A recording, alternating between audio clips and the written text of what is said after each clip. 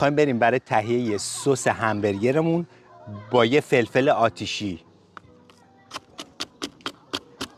صلوات دست و نبر.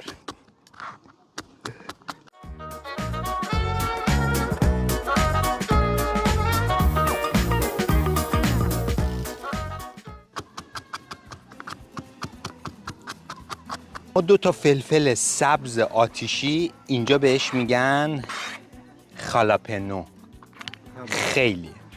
خیلی آتیشیه. پنیر فیلادلفیا داریم.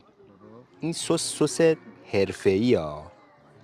اینجا من تقریبا 2 تا قاشق غذاخوری بهش اضافه میکنم. 2 تا قاشق غذاخوری هم مایونز. اینا رو ما هم میزنیم با هم. رنگو ببین. چه رنگیه؟ نمک. اونایی که آتیشی خورن این سس واقعا حرفه‌ایه. فلفل سیاه دونه درشت. یه ذره پودر سیر. خوشمزه است سست؟ عالیه. خیارای اینجا همه جلد شده است. این مدل آقا زانکوه. این مدل. بابا عجب ردی. باریکلا. خب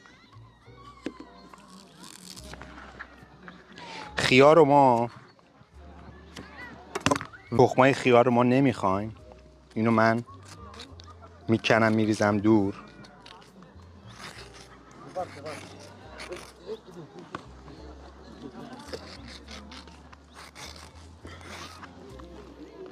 اینو باز از وسط نصف میکنیم. میتونید حالا مدل‌های مختلف فرش بزنید. ما اینجوری میزنیم.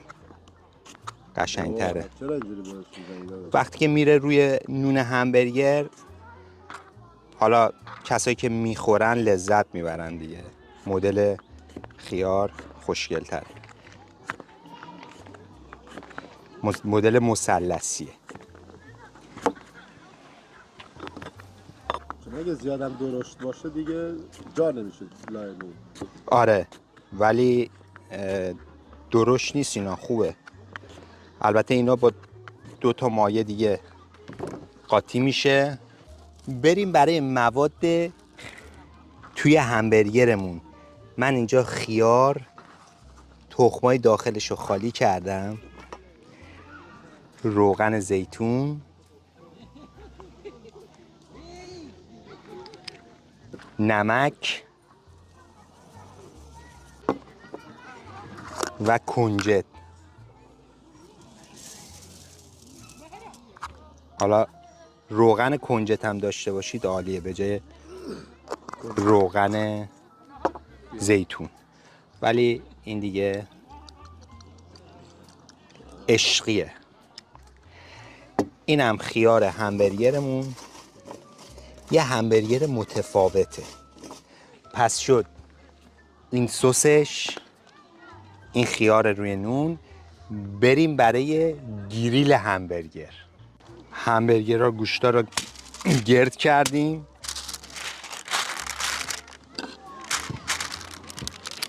ترس.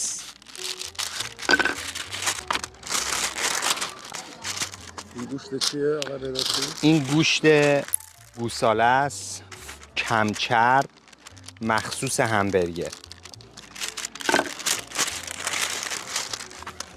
قبل از اینکه بره روی گریل، روغن،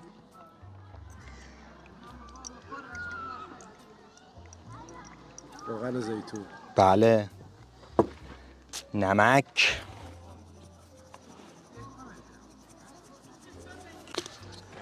فلفل سیاه دونه درشت، دوورش این چه گوشت لذیذیه. عالیه.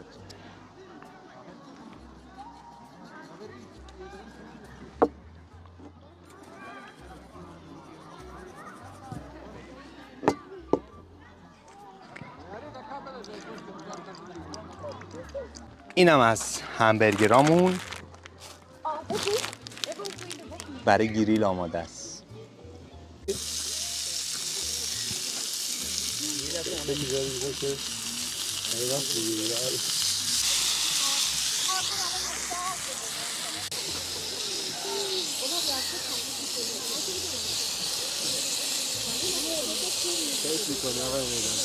بابا لذت بخش.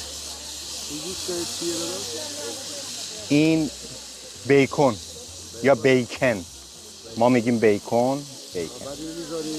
لای همبرگر. این باید کریسپی بشه.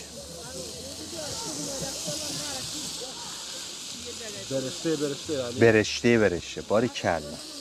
فارسی را پاس بداریم. پاس داریم و اتوبوس هم داریم.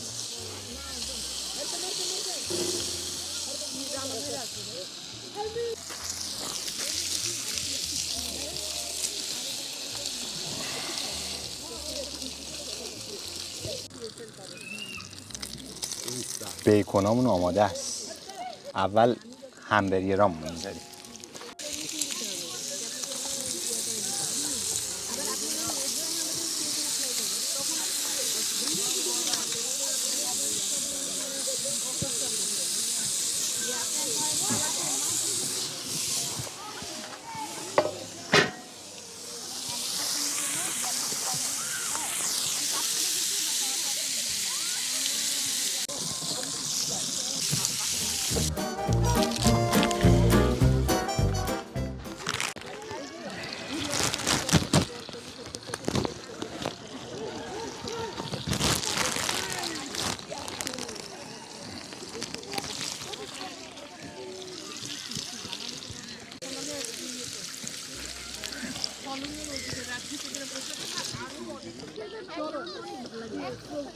به به از این همبرگر.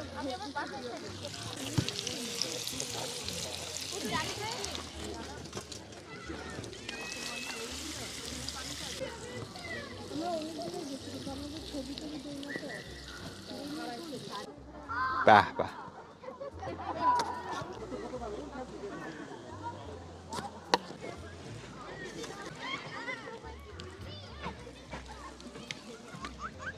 من خودم پیاز نمیخورم.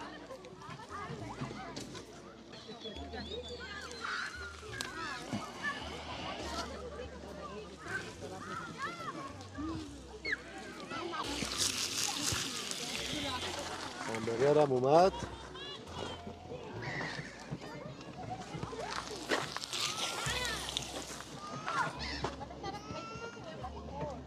و در نهایت سس باربیکیو روی نون داغ.